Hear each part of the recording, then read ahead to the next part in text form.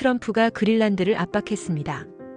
관세 카드까지 거론했습니다. 워싱턴은 확신했습니다. 덴마크는 결국 미국을 따를 거라고요. 그런데 바로 그 순간 덴마크는 전혀 다른 선택을 했습니다. 덴마크 결국 한국 선택, 그린란드 갈등 한가운데서 미국이 놓친 변수가 하나 떠올랐습니다. 대한민국의 기술이었습니다. 북극 위기 속에서 판이 조용히 뒤집히기 시작했습니다. 왜 덴마크는 한국을 바라봤을까요? 왜 미국의 압박은 역풍이 되었을까요? 지금부터 그 진짜 이유를 말씀드리겠습니다. 구독과 좋아요로 한국을 응원해주세요. 대한민국 어디서 듣고 계신지 댓글로 남겨주세요. 그날 이후 우리의 보고서에는 한나라 이름이 반복해서 등장하기 시작했습니다. 대한민국이었습니다. 저는 당시 북유럽 안보협력부서에서 그린란드 관련 전략 검토를 담당하고 있었습니다. 수십 년간 외교 현장에서 일했지만 그 시기만큼 분위기가 무거웠던 때는 없었습니다. 워싱턴에서 신호가 왔습니다. 그린란드는 미국의 안보 자산이 되어야 한다는 메시지였습니다.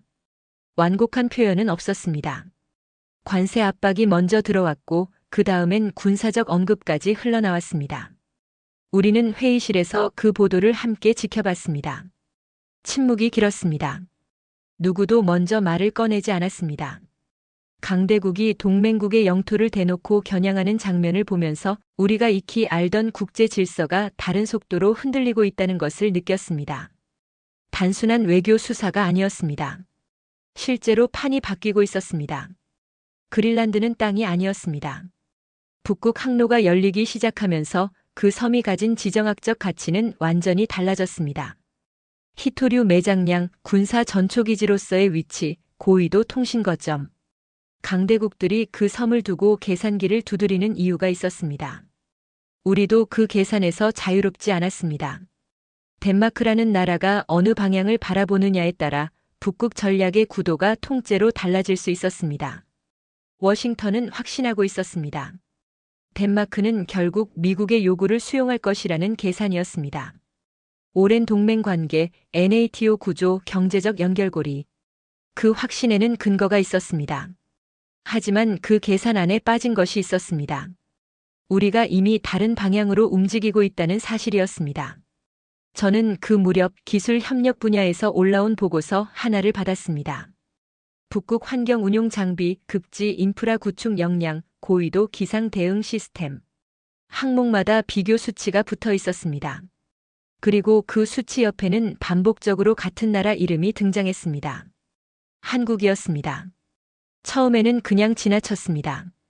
북극 전략에서 한국이라는 이름은 낯설었습니다.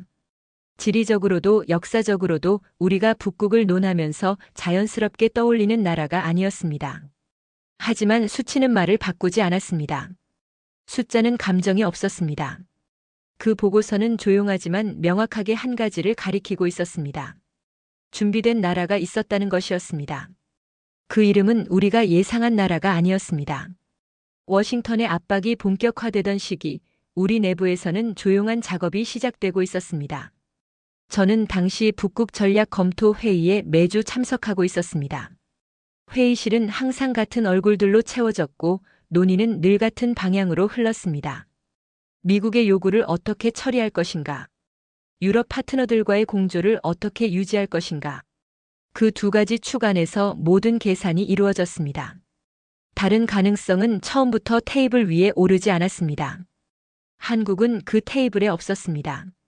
그것이 당연하다고 생각했습니다. 북극 전략을 논하는 자리에서 아시아 국가를 떠올리는 사람은 거의 없었습니다. 북극은 북극권 국가들의 문제였고 강대국들의 경쟁 무대였습니다. 그 바깥의 나라는 참고 대상이 아니었습니다. 우리는 익숙한 이름들을 반복해서 검토했고 익숙한 결론으로 되돌아왔습니다. 그 회의실 안에서 한국이라는 이름은 단 한 번도 진지하게 거론되지 않았습니다. 그 판단이 씨앗이 되었다는 것을 우리는 훨씬 나중에야 깨달았습니다. 워싱턴은 그 무렵 수위를 높이고 있었습니다. 관세 언급은 이미 공개적으로 흘러나왔고 군사적 표현도 점차 구체적인 형태를 띠기 시작했습니다. 표면적으로는 협상처럼 보였지만 실제로는 선택지를 좁혀오는 방식이었습니다. 우리가 선택할 수 있는 폭을 줄이고 결국 한 방향으로 유도하는 전략이었습니다. 우리 내부에서는 두 개의 흐름이 나뉘기 시작했습니다. 하나는 미국과의 관계를 최우선으로 두고 가능한 범위 안에서 자율성을 지키자는 입장이었습니다. 현실적인 선택이었고 설득력도 있었습니다. 오랜 동맹 관계를 훼손하면서까지 다른 길을 찾는 것은 부담이 컸습니다. 그 입장은 회의실 안에서 다수를 차지했습니다. 다른 하나는 소수였습니다. 그린란드의 미래는 정치적 압박만으로는 결정되지 않는다는 시각이었습니다. 결국 누가 그 땅을 실제로 운영할 수 있는 기술을 갖고 있느냐가 핵심이라는 주장이었습니다. 북극 환경은 일반적인 인프라 기술로는 대응이 되지 않았습니다. 극지방의 혹독한 기후, 얼음으로 덮인 지형, 고위도에서 작동해야 하는 통신과 장비, 그 조건들을 실제로 다뤄본 경험이 있는 나라여야 했습니다. 그 소수 안에서 처음으로 한국이라는 이름이 조심스럽게 나왔습니다. 저는 그 순간을 지금도 기억합니다. 회의실 분위기는 바뀌지 않았습니다. 누군가는 메모를 했고 누군가는 고개를 갸웃거렸습니다. 별다른 반응이 없었습니다. 그 이름은 그렇게 한번 스쳐 지나갔습니다. 공식 보고서에는 올라가지 않았습니다. 검토 목록에서도 빠졌습니다. 우리는 계속 익숙한 방향을 바라보고 있었습니다. 그러나 같은 시각 다른 곳에서는 다른 일이 벌어지고 있었습니다. 한국의 연구기관과 기업들은 이미 몇 해 전부터 극지 환경 기술을 실제 현장에서 축적하고 있었습니다. 우리가 보고서 안에서 이론으로 논의하는 동안 그 나라는 현장에서 수치를 쌓고 있었습니다. 조용하게 그리고 꾸준하게. 우리가 그 사실을 몰랐던 것은 아니었습니다. 알고 있었지만 중요하게 보지 않았습니다. 그것이 우리의 오판이었습니다. 우리는 틀린 질문을 하고 있었습니다. 미국의 요구를 어떻게 받아낼 것인가가 아니라 우리에게 진짜 필요한 것은 무엇인가를 먼저 물었어야 했습니다. 하지만 그 무렵 우리 내부의 에너지는 대부분 한 방향으로만 쏠려 있었습니다. 워싱턴의 다음 발언, 다음 압박, 다음 신호. 우리의 시선은 계속 그쪽을 향해 있었습니다. 그리고 그 시선이 머무는 동안 우리는 다른 곳에서 움직이고 있는 것들을 보지 못했습니다. 프레데릭 10세 국왕이 그린란드를 직접 방문했을 때 그 장면은 전 세계 언론에 실렸습니다. 가슴에는 덴마크 국기와 그린란드 국기가 나란히 달려 있었습니다. 공식 행사였지만 그 방문이 담고 있는 의미는 분명했습니다. 외부의 압박에 굴복하지 않겠다는 선언이었습니다. 형식은 조용했지만 메시지는 단호했습니다. 그린란드는 협상의 대상이 아니라는 뜻이었습니다. 그 장면을 보면서 저는 한 가지를 다시 생각했습니다. 우리가 버티기 위해서는 명분만으로는 부족했습니다. 버틸 수 있는 실력이 있어야 했습니다. 강대국의 압박을 밀어낼 수 있는 것은 감정이 아니라 대안이었습니다. 우리에게 다른 선택지가 있다는 것을 보여줄 수 있어야 했습니다. 그리고 그 선택지가 실제로 작동해야 했습니다. 그 시점에서도 우리의 공식 검토 목록은 바뀌지 않았습니다. 기존에 협력해온 나라들, 익숙한 기업들, 이미 검증된 방식들. 우리는 계속 그 안에서 답을 찾으려 했습니다. 새로운 변수를 끌어들이는 것은 리스크가 있다는 판단이었습니다. 검증되지 않은 파트너를 전략 테이블에 올리는 것은 신중해야 한다는 논리였습니다. 그 논리는 틀리지 않았습니다. 하지만 결정적으로 놓치고 있는 것이 있었습니다. 이미 검증된 나라를 우리가 보지 않고 있었다는 사실이었습니다. 북극 운용 기술을 실전에서 다뤄본 경험, 극지 환경에서 실제로 장비를 운영한 기록, 고위도에서 작동하는 통신 인프라를 구축한 사례. 우리가 찾고 있던 조건들이었습니다. 그리고 그 조건들을 이미 갖추고 있는 나라가 있었습니다. 우리가 검토 목록에서 지운 나라였습니다. 그 무렵 저는 실무팀에서 올라온 비교 자료 하나를 받았습니다. 북극 관련 인프라 구축 실적을 국가별로 정리한 자료였습니다. 저는 그 자료를 훑어보다가 한 페이지에서 멈췄습니다. 항목마다 수치가 있었고 나라 이름이 있었습니다. 그리고 여러 항목에서 상위권의 같은 나라가 반복해서 등장하고 있었습니다. 한국이었습니다. 극지 연구 실적, 빙하 환경 장비 운용 경험, 쇠빙선 기술 수준, 고위도 기상 관측 역량. 항목이 다를 때마다 나라는 달라졌지만 한국이라는 이름은 지속적으로 그 자리에 있었습니다. 우리가 필요로 하는 것들을 이미 갖추고 있는 나라였습니다. 저는 그 자료를 책상 위에 올려두었습니다. 그리고 한동안 아무것도 하지 않았습니다. 자료를 다시 보고 수치를 다시 확인하고 또 내려다봤습니다. 익숙하지 않은 감각이었습니다. 우리가 처음부터 잘못된 방향을 보고 있었다는 느낌.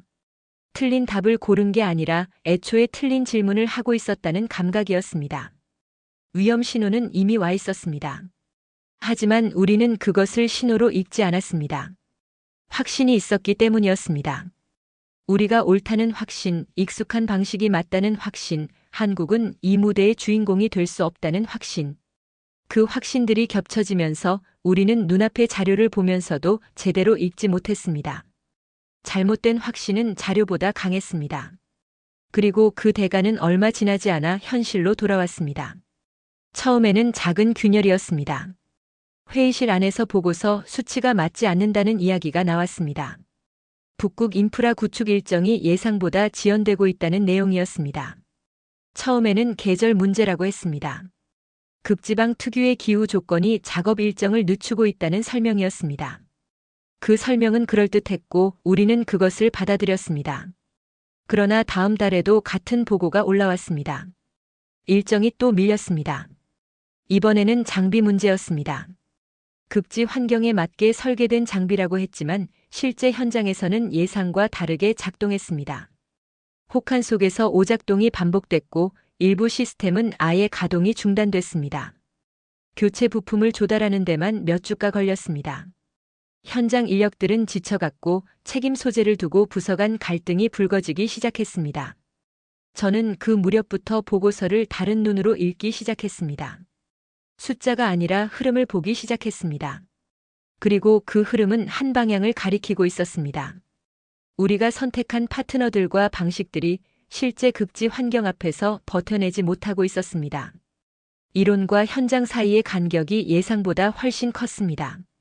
실험실에서 검증된 것들이 그린란드의 실제 조건 앞에서 힘을 잃었습니다. 비용도 불어나기 시작했습니다. 초기 예산의 2배가 넘는 추가 비용이 요청됐습니다. 승인 과정에서 이견이 생겼고 내부 분위기는 점점 무거워졌습니다. 보고서에는 원인 분석이 빼곡하게 채워졌지만 정작 해결책은 흐릿했습니다. 모두가 문제를 말했지만 아무도 명확한 방향을 제시하지 못했습니다. 회의실 안에서 침묵이 길어졌습니다. 그 침묵 속에서 저는 한 선임 연구원이 꺼낸 말을 기억합니다. 아무렇지 않게 그러나 분명하게 이렇게 말했습니다. 우리가 처음부터 다른 선택을 했다면 어땠을까? 그 말은 질문이 아니었습니다. 회고였습니다. 그리고 그 회고 안에는 이미 답이 들어 있었습니다. 우리가 한국을 빼버린 게 맞는 선택이었는지 처음으로 흔들리기 시작한 순간이었습니다. 저는 그날 밤 이전에 받아두었던 비교 자료를 다시 꺼냈습니다. 책상 서랍 안에 넣어두고 한동안 잊고 있었던 자료였습니다. 다시 펼쳐보니 전과 다르게 읽혔습니다. 숫자들이 전과는 다른 무게로 다가왔습니다. 한국의 극지 운용 실적, 빙하 환경에서의 장비 가동률, 쇠빙 기술 분야에서 축적된 현장 데이터. 우리가 지금 부딪히고 있는 문제들을 이미 현장에서 겪고 해결한 기록들이었습니다. 우리가 넘지 못하고 있는 벽을 그 나라는 이미 넘어본 적이 있었습니다. 그 사실이 그제야 무게 있게 다가왔습니다. 처음에는 단순히 참고 자료로 여겼던 수치들이 이제는 우리의 선택이 얼마나 좁은 시야에서 이루어졌는지를 말해주고 있었습니다. 우리는 익숙한 것을 골랐고 익숙한 것이 실패하고 있었습니다. 낯선 이름을 배제했고 그 낯선 이름이 정답에 가까웠습니다. 다음 날 회의에서 저는 처음으로 한국을 공식적으로 거론했습니다.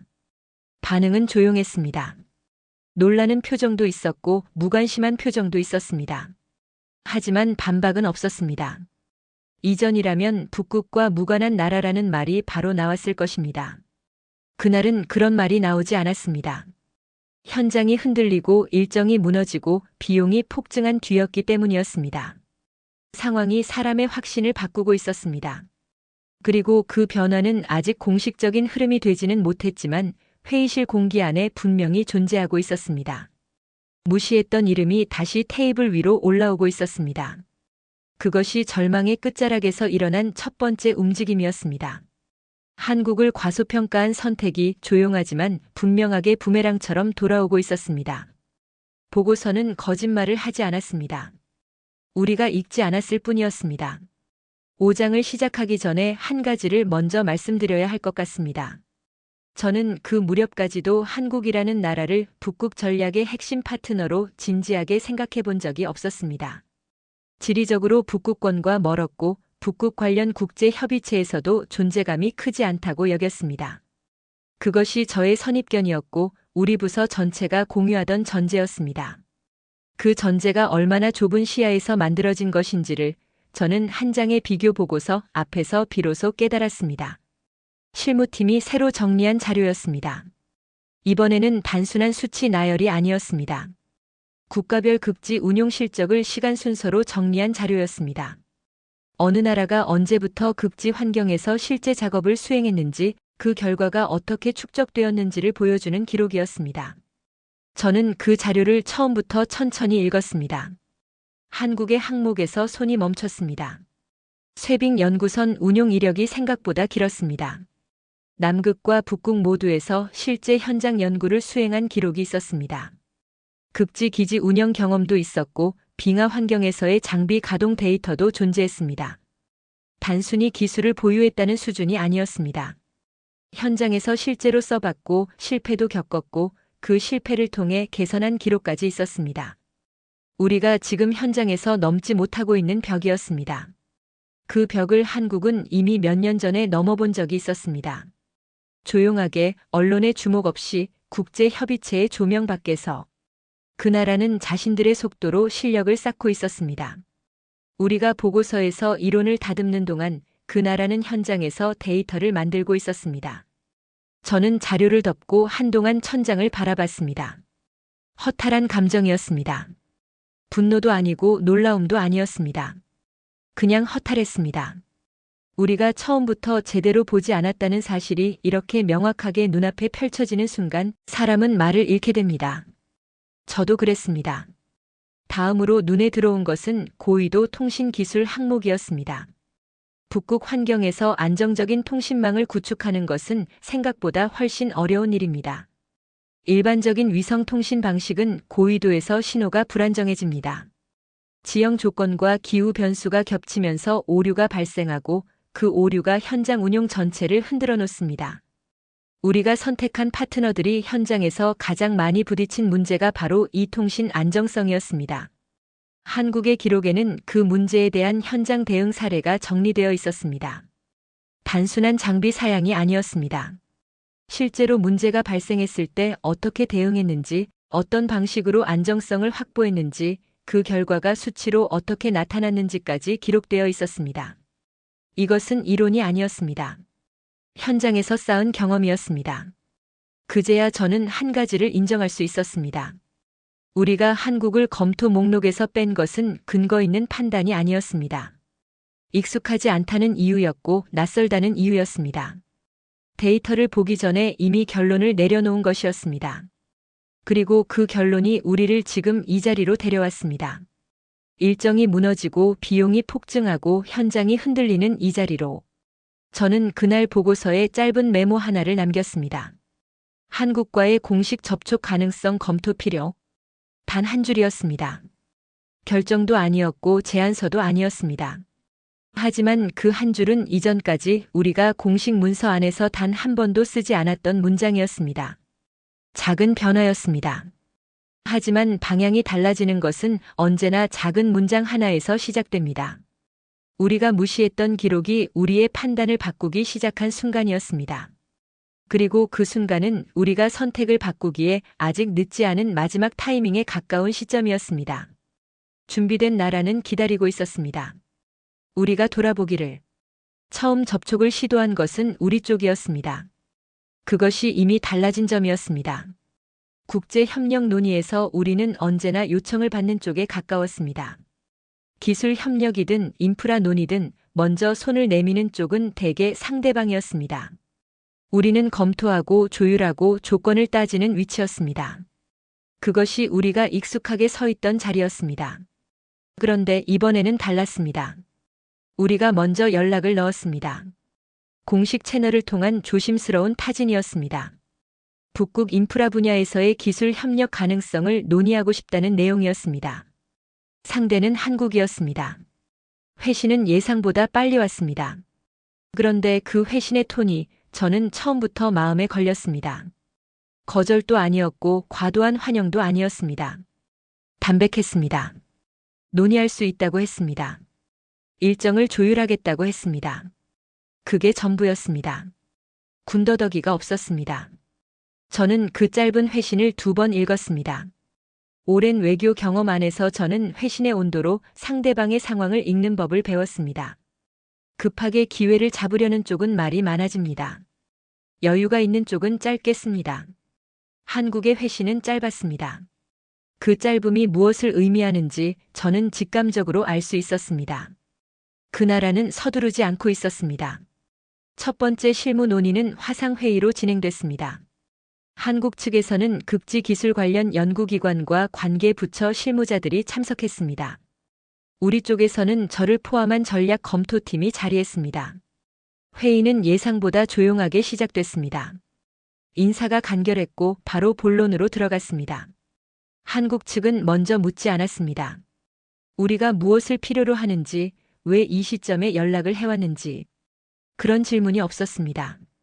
대신 그들은 자신들이 현재 진행 중인 프로젝트와 보유 기술의 현황을 정리해서 먼저 공유했습니다. 설명은 간결했고 수치는 명확했습니다. 과장이 없었습니다. 우리가 현장에서 부딪혔던 문제들과 정확히 맞닿아 있는 기술들이 하나씩 화면에 올라왔습니다. 저는 메모를 멈추지 않았습니다. 극지 환경 장비 운용 데이터, 고위도 통신 안정화 기술, 빙하 지형 대응 인프라 구축 사례. 우리가 이론으로 논의해온 것들을 그 나라는 현장 수치로 보여주고 있었습니다. 그것도 몇 년에 걸쳐 축적된 데이터였습니다. 회의가 진행될수록 우리 쪽 분위기가 조용히 달라지는 것을 느꼈습니다.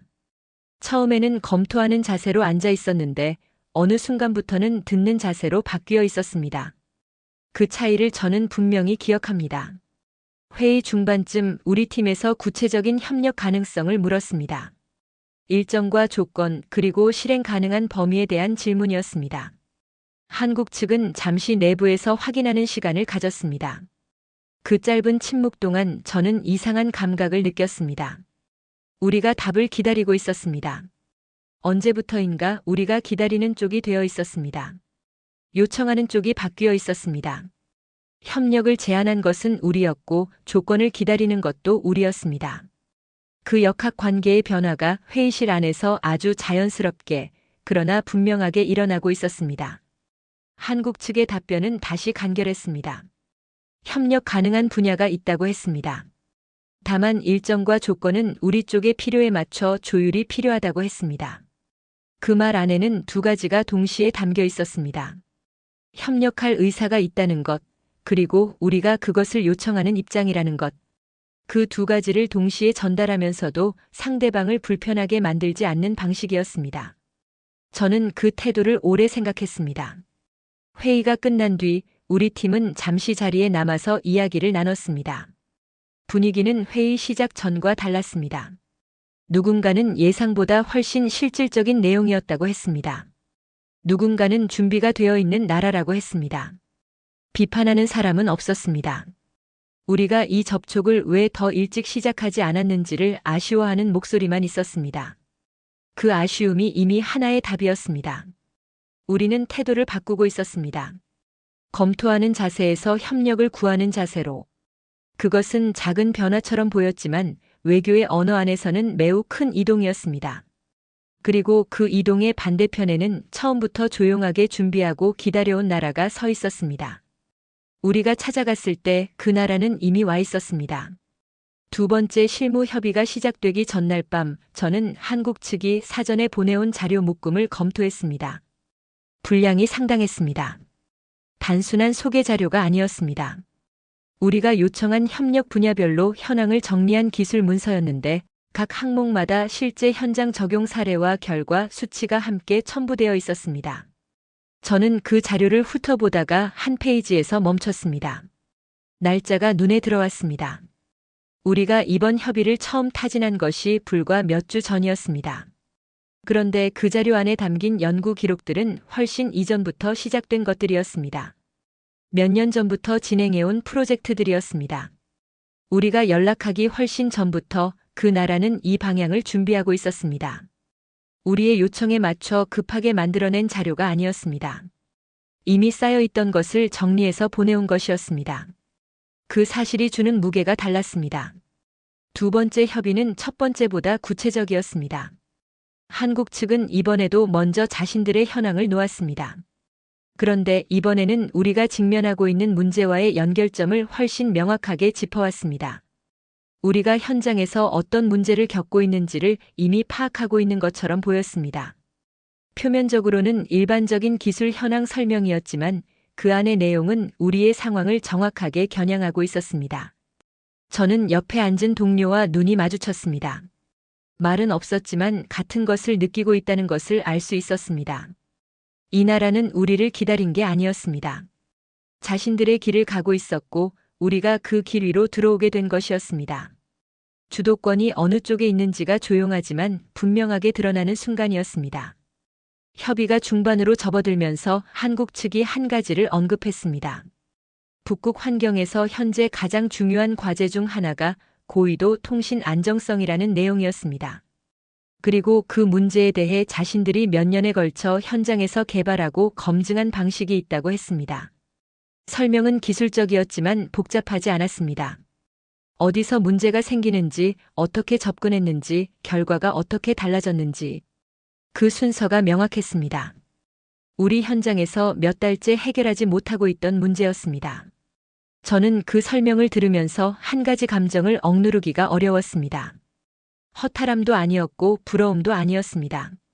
정확히 표현하자면 우리가 돌아가고 있는 동안 누군가는 곧장 걸어가고 있었다는 자각이었습니다. 그 자각은 불편하지만 외면할 수 없는 것이었습니다. 협의 후반부에서 입장의 교체는 더 뚜렷해졌습니다. 우리가 구체적인 협력 조건을 물었을 때 한국 측은 몇 가지 전제를 먼저 제시했습니다. 기술 이전 범위, 공동 운용 방식, 현장 적용 일정. 조건들은 합리적이었습니다. 무리한 요구가 아니었습니다. 하지만 그 조건들을 제시하는 방식이 이 협의에서 누가 을의 자리에 있는지를 명확하게 보여주고 있었습니다. 우리가 을이었습니다. 그것이 불쾌하지 않았다는 말은 거짓말이 됩니다. 하지만 동시에 그것이 마땅하다는 것도 알고 있었습니다. 준비한 쪽이 협상의 무게를 갖는 것은 외교의 기본 이치입니다. 우리는 준비하지 않았고 그 나라는 준비해왔습니다. 그 차이가 지금 이 자리에서 그대로 드러나고 있었습니다. 협의가 끝난 뒤 저는 혼자 남아서 창밖을 바라봤습니다. 갑과 을의 자리가 바뀌는 것은 한순간에 일어나지 않습니다. 오랜 시간 동안 한쪽은 준비하고 다른 쪽은 익숙함에 머물러 있을 때 그 격차는 조용히 쌓입니다. 그리고 어느 순간 현실이 그 격차를 드러냅니다. 우리가 오늘 경험한 것이 바로 그것이었습니다. 한국은 화려하지 않았습니다. 목소리를 높이지 않았고 자신들의 성과를 과시하지 않았습니다. 담담하게 현황을 설명했고 조용하게 조건을 제시했습니다. 그 조용함이 오히려 더 단단하게 느껴졌습니다. 오랫동안 준비해온 나라만이 가질 수 있는 자신감이었습니다. 서두르지 않아도 되는 사람의 여유였습니다. 우리가 처음 연락을 넣던 날 우리는 변수를 찾고 있었습니다. 그런데 우리가 찾아간 그 나라는 이미 오래전부터 답이 되어 있었습니다. 모든 것이 정리된 뒤에야 우리는 처음부터 무엇을 놓쳤는지를 볼 수 있었습니다. 공식 협력 논의가 마무리되던 날 저는 지난 몇 달을 되돌아봤습니다. 워싱턴의 압박이 시작되던 날부터 한국과의 두 번째 협의가 끝나던 날까지 그 시간 동안 무엇이 달라졌고 무엇이 달라지지 않았는지를 생각했습니다. 달라진 것은 많았습니다. 우리의 판단이 달라졌고 우리의 자세가 달라졌고 협상 테이블에서 우리가 서 있는 위치가 달라졌습니다. 그러나 달라지지 않은 것도 있었습니다. 한국은 처음부터 그 자리에 있었습니다. 우리가 보지 않았을 뿐이었습니다. 우리가 익숙한 이름들을 반복해서 검토하는 동안 그 나라는 현장에서 데이터를 쌓고 있었습니다. 우리가 회의실에서 전략을 논의하는 동안 그 나라는 극지 환경에서 실제로 장비를 돌리고 있었습니다. 우리가 한국이라는 이름을 보고서에서 지우는 동안 그 나라는 조용히 준비를 이어가고 있었습니다. 준비는 기다려주지 않습니다. 누군가 알아봐 주기를 기다리면서 멈춰 있는 것이 아닙니다. 알아보든 알아보지 않든 준비하는 나라는 계속 준비합니다. 그리고 어느 순간 현실이 그 준비를 필요로 하게 될 때 그 나라는 이미 와 있습니다. 우리가 한국을 찾아갔을 때 그 나라가 이미 준비되어 있었던 이유가 바로 그것이었습니다. 우리를 위해 준비한 것이 아니었습니다. 자신들의 미래를 위해 준비해온 것이었습니다. 그 차이가 모든 것을 설명했습니다. 저는 이번 일을 겪으면서 국제관계 안에서 오래 통용되어 온 하나의 전제를 다시 생각하게 됐습니다. 힘이 있는 나라가 선택을 한다는 전제였습니다. 군사력, 경제 규모, 외교적 영향력. 그것들을 많이 가진 나라가 테이블의 상석에 앉는다는 논리였습니다. 틀린 말이 아니었습니다. 하지만 완전한 말도 아니었습니다. 북극이 그것을 보여줬습니다. 군사 카드를 꺼낸 나라가 있었습니다. 관세를 언급한 나라가 있었습니다.